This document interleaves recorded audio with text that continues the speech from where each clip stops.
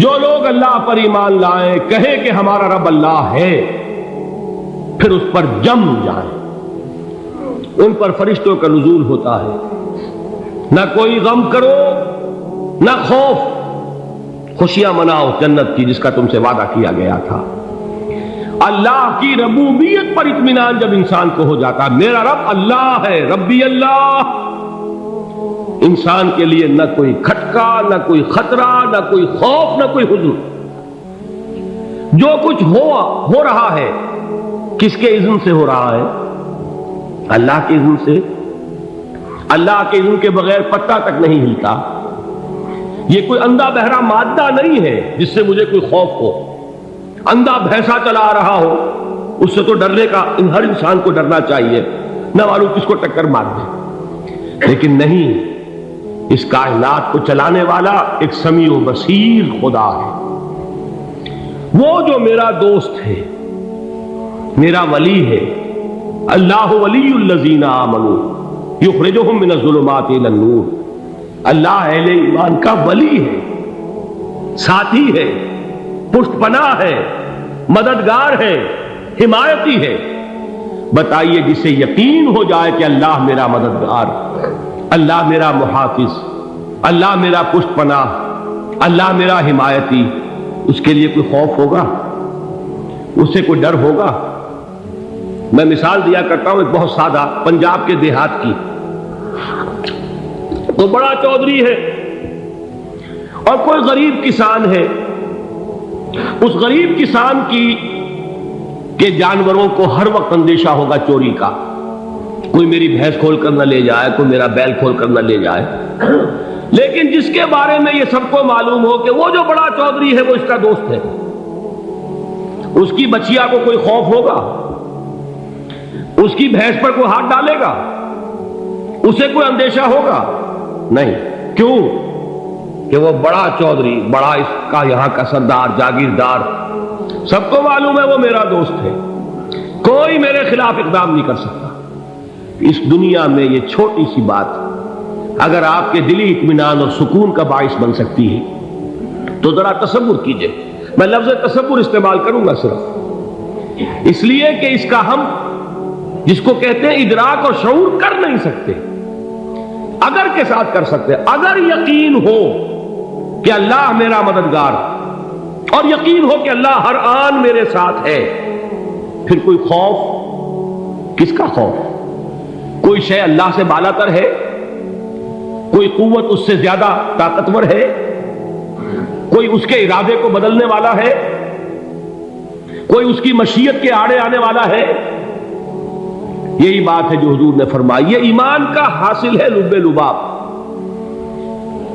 کہ دیکھو اچھی طرح اس بات کو ذہن نشین کر لو، اگر تمام انسان مل کر تمہیں کوئی نقصان پہنچانا چاہے نہیں پہنچا سکتے، مگر جو کچھ اللہ نے لکھ دیا ہو، اور تمام انسان مل کر تمہیں کوئی نفع پہنچانا چاہے نہیں پہنچا سکتے، مگر وہ شے جو اللہ نے طے کر دی۔ آپ پھر میں کہوں گا ذرا طاری کیجئے، اسے فرض کیجئے، اسے سوچئے، اگر اس حدیث پر ہمارا دل ٹھکا ہوا ہو تو کسی سے ڈر ہوگا؟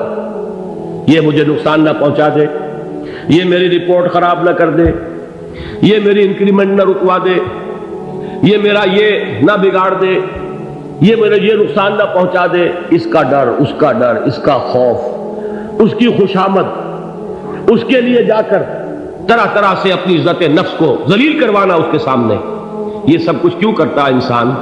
جب سمجھتا ہے کہ اس کے ہاتھ میں میرا کوئی نفع ہے، اس کے ہاتھ میں میرے لیے کوئی ضرر ہے، یہ مجھے کوئی غضب پہنچا سکتا ہے، یہ مجھے کوئی نقصان پہنچا سکتا ہے، یہ میرا کوئی کام بنا سکتا ہے، یہ میری کوئی ضرورت پوری کر سکتا ہے، اسی کا نام شرک ہے۔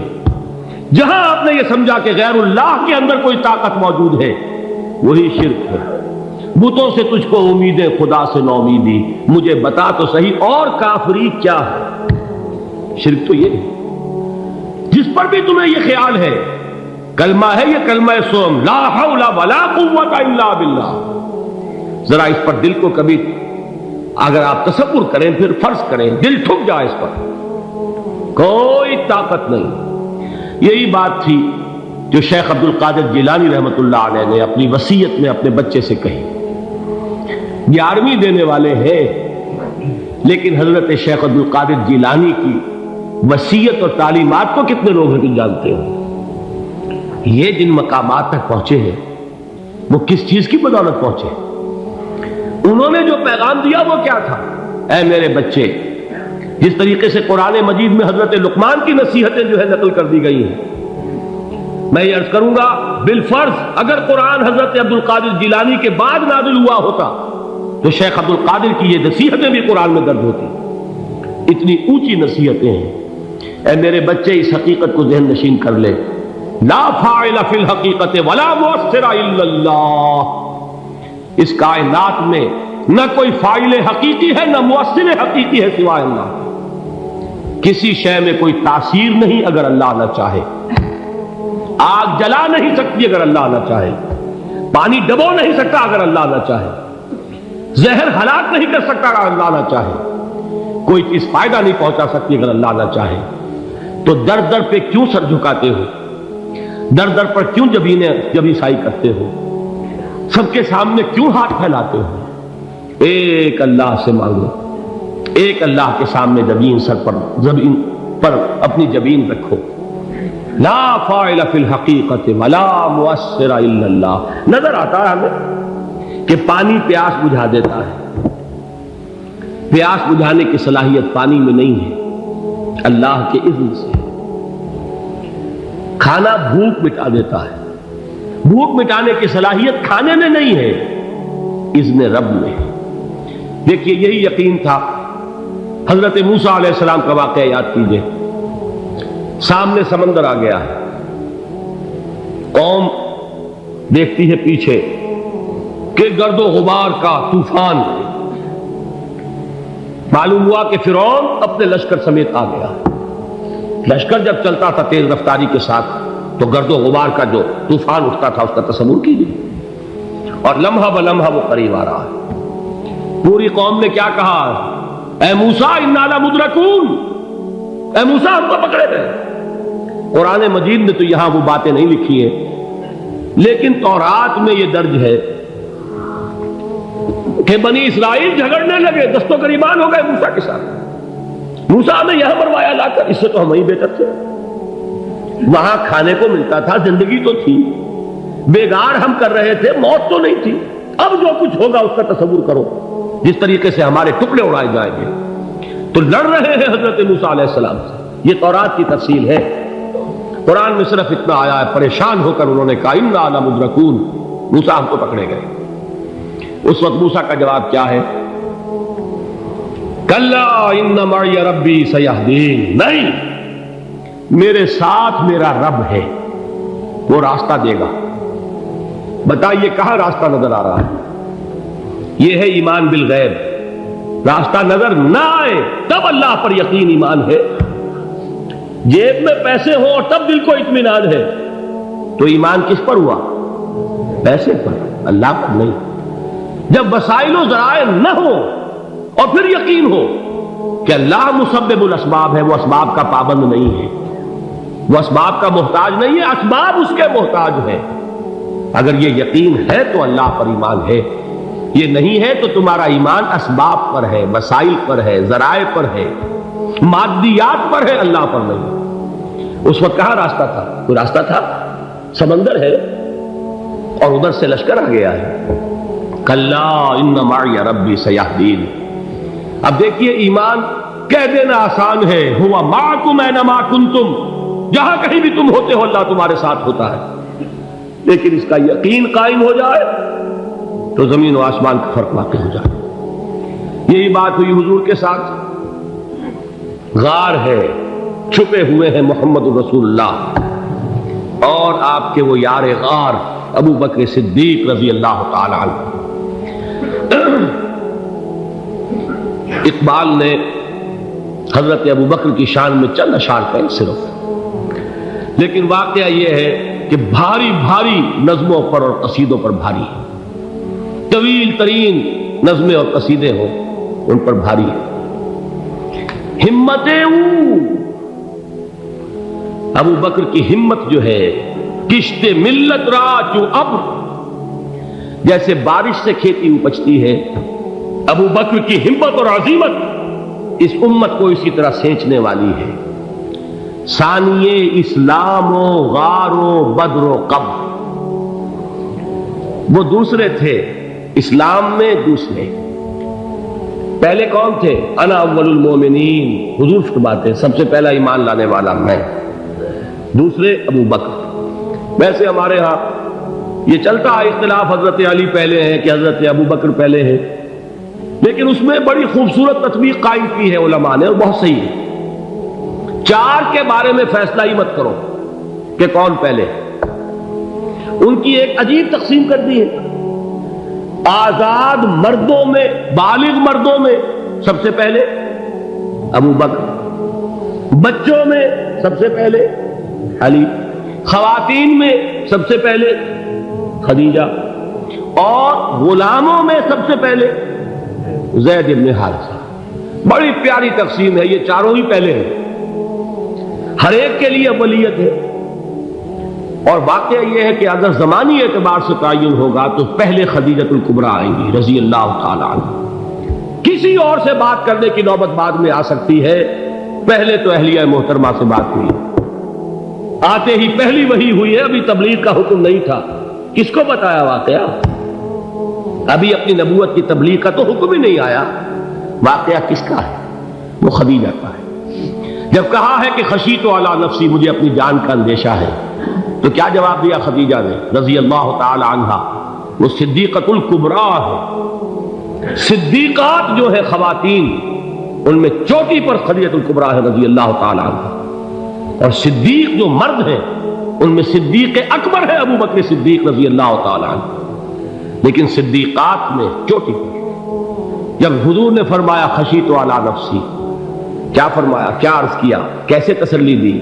نہیں نہیں، اللہ آپ کو ضائع نہیں کرے گا، آپ غریبوں کے ہمدرد ہیں، آپ مساکین کے تکالیف رفع کرنے والے ہیں، آپ بیواؤں کی سرپرستی کرتے ہیں، آپ مسافروں کی خدمت کرتے ہیں، اللہ آپ کو ضائع نہیں کرے گا۔ یہ یقین ہے اس خاتون کے اندر۔ خیر وہ ایک علیحدہ بات ہو جائے گی۔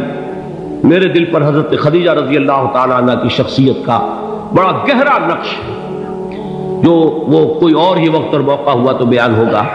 بہرحال اقبال نے ایک مصرے میں جو چار اولیتیں جمع کر دی ہیں، ہمت او کشت امت را چو ابر، ثانی اسلام و غار و بدر و قبر۔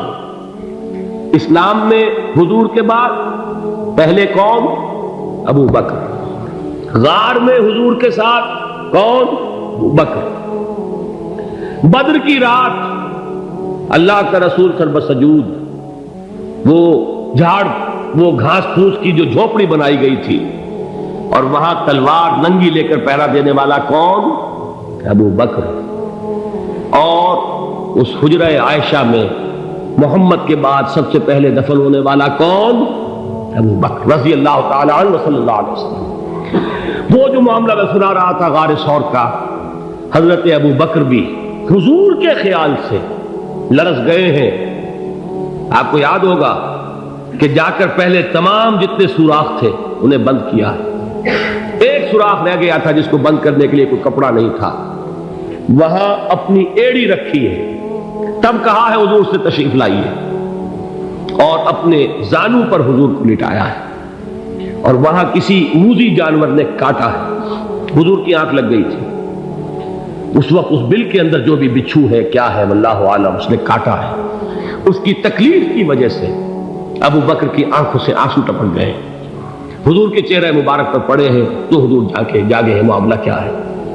ایڑی نہیں ہٹائی وہاں سے، مبادا وہ جانور وہاں سے نکل کر محمد الرسول اللہ کو کوئی گزن پہنچا دے، ابو بکر کی ایڑی ہے، جس طرح چاہے کھا لے، ختم کر دے، جان نکل جائے تب کوئی آنچ آئے، محمد پر تو آئے، لیکن جیتے جی نہیں۔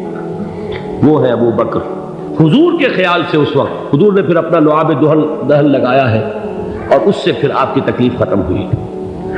جیسے خیبر میں حضرت علی کی آنکھ دکھ رہی تھی، اس کو جو شفا حاصل ہوئی ہے وہ بھی حضور کے لعاب دہن سے ہوئی۔ تو بہرحال اس وقت انہوں نے کہا ہے کہ اے نبی یا رسول اللہ، اگر اس وقت ان میں سے کسی نے غیر ارادی طور پر بھی اپنے قدموں کی طرف جھانک لیا تو پکڑے جائیں۔ کیا جواب تھا اللہ کے رسول کا؟ لا تحزن ان اللہ معنا، اللہ ہمارے ساتھ ہے، کیوں گھبراتے ہو ابو بکر؟ یہ ہے ایمان باللہ، میرا مالک اللہ، میرا رازق اللہ، میرا محافظ اللہ، میرا مددگار اللہ، میرا پشت پناہ اللہ، میرا دوست اللہ۔ یہ دوستی ہے اللہ کی جو لب لباب ہے، حاصل ہے ایمان کا، اسی کا نام ولایت ہے۔ اولیاء اللہ کے سروں پر سینگ نہیں ہوتے، جس کے دل میں ایمان راسخ ہو چکا ہو وہی اللہ کا ولی ہے، جسے اللہ پر یقین ہو چکا ہے وہی اللہ کا ولی ہے، جسے یقین ہے اللہ میرے ساتھ ہے، میرا مددگار، میرا پشت پناہ، میرا ساتھی، میرا دوست۔